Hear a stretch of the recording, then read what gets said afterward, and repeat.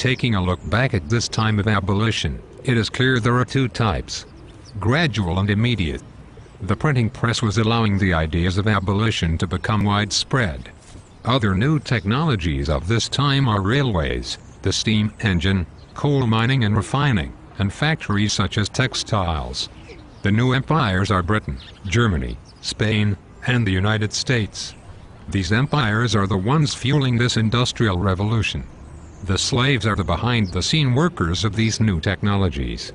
Young slaves work in dangerous coal mines and work in terrible conditions.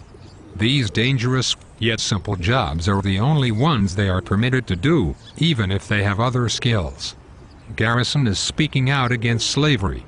He supports universal truth and rationality. However, the rest of the United States is not ready to agree. The United States Congress ignores a letter from Haiti concerning a recent successful revolt that was anti-racist. The horrors of slavery will continue in the U.S. for now.